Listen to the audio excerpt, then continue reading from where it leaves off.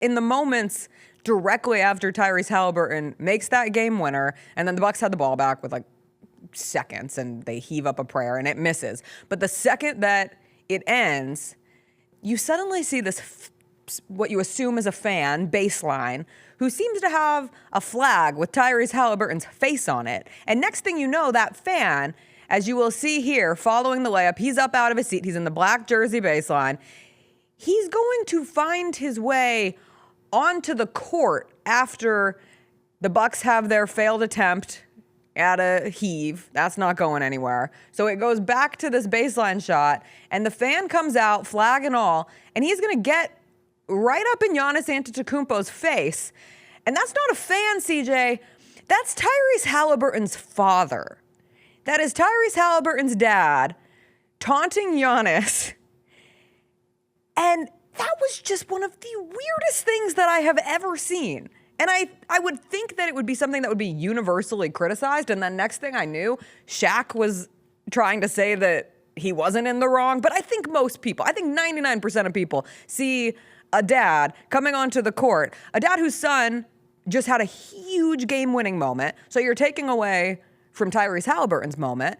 And then you're also taunting a player whose season just ended with a playoff elimination game. It's real weirdo behavior. This isn't the AAU tournament, dog. This isn't high school the NBA. Basketball. How is he on the court? I love this moment that fathers are having right now, right? Where fathers are being more involved in their kids' lives than at any other point in human history. I love that. I love that black fathers in particularly are getting to start shedding some of the deadbeat stereotypes that have plagued them for so long. With all of that being said, get your ass under control. Yeah. And how is he allowed to walk onto the court is mind-blowing to me. Now, we could talk about why he's walking onto the court in a moment, but how he's able to walk onto the court is beyond me. If you're the NBA, you've got to come down on the Pacers and give them a fine. I don't think it has to be hefty. I don't think it has to be like record-breaking, but something has to be done to say, hey, everybody, this is not okay. We are seeing more and more parents and more fathers in particular in this league be courtside, be around their sons, which is great. Yes. I love that. But we can't have it be this, because that is taunting on a different type of level, and there's nothing a player can do in that situation other than be embarrassed and humiliated and kind of eat it. Because if Giannis or any other player had reacted with any sort of aggression towards him, it would be a bigger problem. So to keep it from being a bigger problem, be it with Karl Anthony Towns' dad or some of these other fathers that are floating around in the NBA right now, which I do love, to avoid it becoming a bigger thing, you got to nip this in the bud immediately and say, hey, everybody, no. We are not running an AAU tournament. That is not okay. That is not allowed. That is not acceptable. We can't have them on the court. Everybody in the arena knows who they are. I understand that. Since you know who they are, tell their asses to go sit the hell down and to stop. We can't have that going on in the NBA. No, and like that's the twofold of it. One, the support, the cheerleading, the being excited for the success of your kid is awesome. Like I can't imagine how that feels being a parent and watching moments like that. But you can't insert yourself, one, in the physical action following a game by stepping on the court. But I'll even say just parents across the board, like they're staying so involved. Like the number of parents, it was just yesterday that Tari Eason's mom was tweeting up a storm after the Rockets lost to the Warriors. And there is a big difference between tweeting and stepping on a court. So I'm not trying to conflate the two. But there is this connective through line of like, just let your kids be adults in the game. Like that's their job. Like imagine being in a normal job and your parent is out there like tweeting about your performance or tweeting at your boss. Like that's weird. Or if your parent came like storming through and you're at your desk at your computer working away and you crushed that email. You sent a better email than the person next to you, and they came and like got in the face of the person who sent the other email and was like, suck it. Like this is the best my kid writes the best emails of all time. I want to broaden it out from parents to family and friends also. We can go big. Because that's How about we just go to humanity? People are weird right now. No, we don't need to go there. I think so, because we're even seeing fans get more into it. Like this is a progressive problem in sports, in music, in life. But we know if it was a random fan, something would be done. Like that I would hope. That random fan is not getting onto the court. I would hope not. Right? Like I don't think a random fan is running onto the court to do that without somebody stepping in and immediately removing the fan. I think that he's able, because he has the privilege of being the father of Tyrese Haliburton, one of the best guards in the NBA. He moves freely around that arena. That would be my guess. Like other families move freely around arenas because everybody knows, oh, that's so-and-so's dad, oh, that's so-and-so's mom, oh, that's so-and-so's brother. You got to be able... Familiarity allows for the moment to happen. You got to be able to keep them in a fan's place, because in that moment, that's what they are. They are fans. They've got to stay where they're at. And then once the dust settles, Haliburton can go to him. He brought this up. Hey, I think what my dad did was wrong. Yes. We'll talk about it. We did talk about it. I will come to him. He doesn't come to me, especially at home. But if it's the Jokic brothers, right? What if they run into the court? I'm running the other direction. What if after a heatedly contested contest, Jokic loses or wins, Nuggets lose or win. I don't think it really matters with those dudes, and they end up in the excitement of the action, find themselves on the court. Yeah, because they're not standing there waving a towel. Yeah, they're from the land where the sun don't shine. I ain't never seen the sun shine where they're from. Serbia, where the hell they from?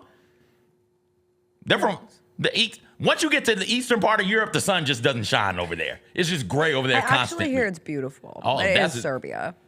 I've seen a lot of clips, a lot of videos from over in that part of the world. Ain't never seen the sun up. It's always cloudy. It's always gray. I'm looking at a beautiful photo of a sun setting over Serbia right now. I bet it's doctored. Anyways, my point is, those dudes run onto the court, you're going to have a real problem. Yes. You remember when Jokic and the Suns got into it? Yes.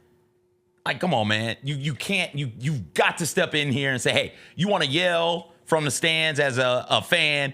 Knock yourself out, family member. Yeah. But we draw the line at this line right here that this rectangle is with you running onto the court. We will ban you from games if somebody else does this. Otherwise, you're going to have a situation where things get heated and somebody's brother or father or a cousin or a best friend or somebody's mom gets into it. Because that's what happens at these AAU tournaments. Family members are fighting at these things, and you don't want mamas on center court going at it. Can you imagine throwing hands? That'd be wild. My mom used to do that. That would be wild. You don't want my mom on the court fighting. That's not a good thing to be. Not Sharon. Yeah. Oh, Sharon met a woman behind a soccer goal once to thump her. Yeah, people got involved to keep them separated. And just a big difference. That's of the little whole thing. league. And that's little league. You can't be in the NBA doing this. Professional sports. They're lucky that Giannis did keep his composure, because if there's one thing that I love about Giannis Antetokounmpo, and before we get into all these future conversations that will happen over the course of the offseason, it's not tampering. I love Giannis. Giannis is one of my favorite players in the league. Like, I just want to say that. Like, I really enjoy the play of Giannis Antetokounmpo. I really enjoy the aura of Giannis Antetokounmpo. I assume he's a real cool guy to talk to. Best thing. Just putting it out there. One of the best things about the postseason is getting players to be reflective on He's so everything. good at it. And he is the best thing the past 3, maybe 4 years of the NBA. One of the best things about the postseason in the NBA the past 3 or 4 years has been Giannis reflecting. He is so good. It's gotten to the point now to where, like, I'm not a Bucks hater, but I kind of hope they get eliminated so I can get Giannis being thoughtful up on and stage. Reminding us about what this is all about. Now, he gets to do it at a level where he has a championship behind him, which he can always drop. Like, that's the ultimate flex in all of it. And he had a really thoughtful response. So you see, like, the yin and the yang of Giannis Antetokounmpo, because 1 minute he's on the court at the end of that game and he's staring down Tyrese Haliburton's father, And then he's also in the goodbye situation against the Pacers or with the Pacers in those interactions. And he's giving hugs and he's dapping guys up. And next thing you know, he's almost in a hug with Benedict Mathurin. And then he's face palming Benedict Mathurin. Hey, you think and that's shit's popping sweet off. over here. And you think that's sweet. going to go the next direction. And you're like, oh, is Giannis going to get in an actual fight in his final game in Milwaukee? Gotta let dudes know. Ain't shit sweet and over here. And he did let them know. But then he'll be sitting at his post-game remarks, and he's talking about, obviously, the confrontation and losing the game emotions running high. And it's a long bite. So to paraphrase, he says, having a fan, which at the moment I thought it was a fan, but then I realized it was Tyrese's dad, which I love Tyrese. I think he's a great competitor, showing me his son's towel with his face on it saying, this is what we do. This is what we effing do. This is what the F we do. I feel like that's very, very disrespectful. And then he went on to say, I believe in being humble in victory. A lot of people out there that are like, no, when you win the game, you talk shit and it's a green light for you to be disrespectful towards somebody else. I disagree. I've won a championship. They haven't. And that is Giannis in a nutshell, because he's being reflective and he's saying, I believe in being humble, but he's also going to remind you that he won a championship. And that's not, I saw a lot of people say, oh, how could you say being humble and throwing I won a championship in the same sentence? I actually think those two things are different. That's just a fact. You did win a championship and you do get to carry that around. When he said it, it was, I know, I'm not telling you from a place of poor sportsmanship or a place of frustration. I know how to be humble when being successful. And I know that because I was the most successful you could be in this sport. Yes. I won a championship. I had MVP. I had final MVP. I'm the most successful you could be in this sport. And I was humble throughout it. I didn't feel like he was trying to big D anybody. Me neither. He was just trying to, hey, I know how to be humble when winning because I've done it. I've won a championship and I was humble. And I also know how to be humble because I just had 30 points, 20 rebounds, and 13 assists in a loss. And hey, guess what? I've averaged 30 points in my last 10 playoff games. And what has my record been in them? 1-9.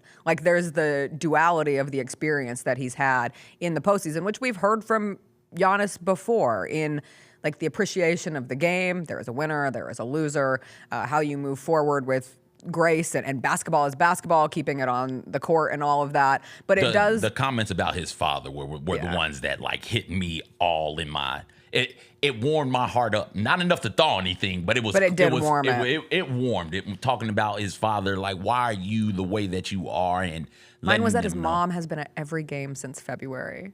Yeah, I was like, oh, that's so sweet. But the understanding of listening to him talk about both of his parents and just their expectation or their want to not ever cause a scene, being really conscious for of survival's sake. Yes. Right? My dad didn't want to cause a scene. He's a migrant in Greece. If anything happens, he's getting sent someplace else. The reality of it. It's so much bigger than this. The real fear of deportation from a place that he wanted to call home, and how that affected the way that affected his father's mentality and how that got passed down to the kids, even kids like Giannis. And I'm gonna throw Thanasis in there as well. Not great at basketball, but a serviceable professional basketball player. How it passed on to them to, hey, okay, kind of keep your head down. Don't make too much of a scene. Don't thump your chest too much. Just go out there, do your job, go home. I think Jokic has some of that. Yeah. Right? There's a difference in international players and American-born players in the NBA. There are many differences amongst them. One of the chief ones, one of the biggest is how braggadocious, how much more in-your-face American-born players are than international players. And that might be because the international players are legit fighting for their right to exist in foreign lands. The Jessica Benson Show with CJ Hart, live every weekday at 8 a.m.